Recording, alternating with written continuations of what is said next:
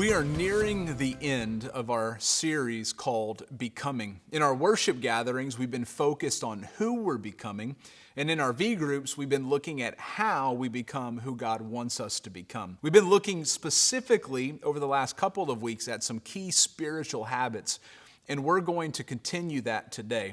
I want you to think about a question that you probably ask people often, and people might ask you often. How are you?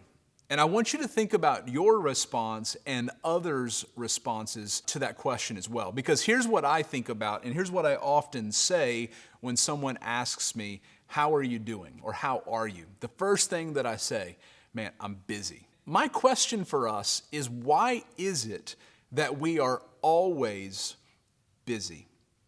Why is it that we can't answer that question, how are you, with a different response? Why do we feel like we're always on the go? Why do we feel like we're always overwhelmed with work or life, and ultimately we're always busy? And what I want us to think about in this video is the spiritual habit of Sabbath, or rest.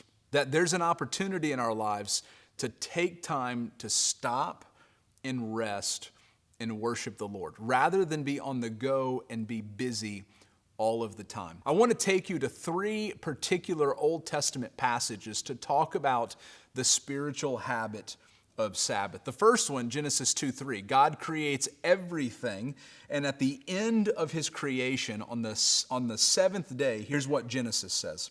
So God blessed the seventh day and made it holy, because on it God rested from all His work that He had done in creation. Now here's the reality. God did not have to rest. God is infinite. There's never a moment where God tires. Physically, emotionally, mentally, He's never exhausted. And so God didn't have to rest. So the question is, why did God rest? Perhaps God rested to model for His creation, particularly us as humans, the importance of taking a day of rest. Now there's two other passages, Exodus 20, verses 8 through 11, and Deuteronomy 5, verses 12 through 15. Both of those are passages that refer to the Ten Commandments, in particular, the fourth commandment, to keep the Sabbath day holy. Listen to what Exodus 20 says. Remember the Sabbath day to keep it holy. 6 days you shall labor and do all of your work, but the seventh day is a Sabbath to the Lord your God. On it you shall not do any work, you or your son or your daughter, your male servant, your female servant, your livestock, or the sojourner who is within your gates. For in 6 days the Lord made heaven and earth, the sea, and all that's in them, and He rested on the seventh day. Therefore the Lord blessed the Sabbath day and made it holy. So the Exodus account of the Sabbath is directly connected to what we read in Genesis 2, creation. God worked for 6 days, created everything in 6 days, rested on the seventh. Now let's look at Deuteronomy chapter 5, starting in verse 12. Observe the Sabbath day to keep it holy, as the Lord your God commanded you. 6 days you shall labor and do all your work, but the seventh day is a Sabbath to the Lord your God. On it you shall not do any work, you or your son or your daughter or your male servant or your female servant or your ox or your donkey or your livestock or the sojourner who is within your gates, that your male servant and your female servant may rest as well as you. Now look at verse 15. You shall remember that you were a slave in the land of Egypt, and the Lord your God brought you out from there with a mighty hand and an outstretched arm. Therefore the Lord your God commanded you to keep the Sabbath day. Now here's the incredible thing about both the Exodus passage and the Deuteronomy passage. The Exodus passage connects the Sabbath to creation, that God worked for 6 days, rested on the seventh. The Deuteronomy passage, while almost all of the details are exactly the same, the connection is not to creation, but to redemption. The people of Israel are to rest because God redeemed them from slavery in Egypt and brought them out of that. And so in slavery, you never have an opportunity to rest. But now, because God has redeemed you, you have an opportunity to work 6 days and rest on the seventh. Now, here's the reality, right? We are not Jews, but we are Christians. And while many of the commandments are fulfilled in Jesus, in fact, in the book of Hebrews, there's a sense in which the command to Sabbath has been fulfilled in Jesus. We have an eternal Sabbath, a spiritual Sabbath in Jesus. And here's the other reality to all of this, right? Jews, their Sabbath is Friday sundown to Saturday sundown. When Jesus resurrected from the grave, these Jewish Christians that we read about in the New Testament really changed the day of worship and the Sabbath day from Friday sundown to Saturday sundown to Sunday because it was the Lord's day. It was the day that Jesus resurrected. Here's what I want you to get. The point is not necessarily when we Sabbath, but the fact that we do Sabbath.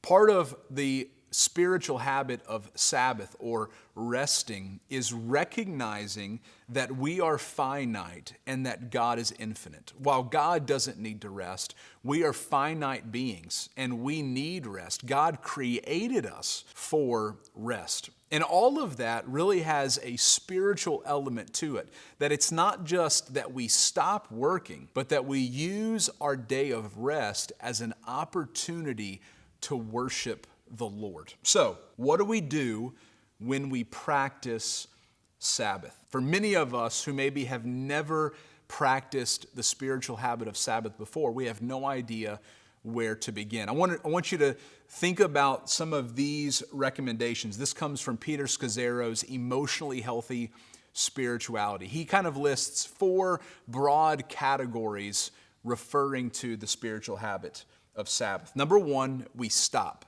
Literally, the word Sabbath means to cease.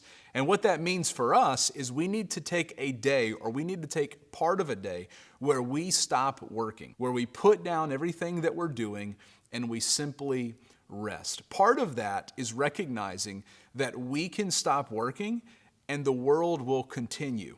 Why? Because God is infinite. God is sustaining the world.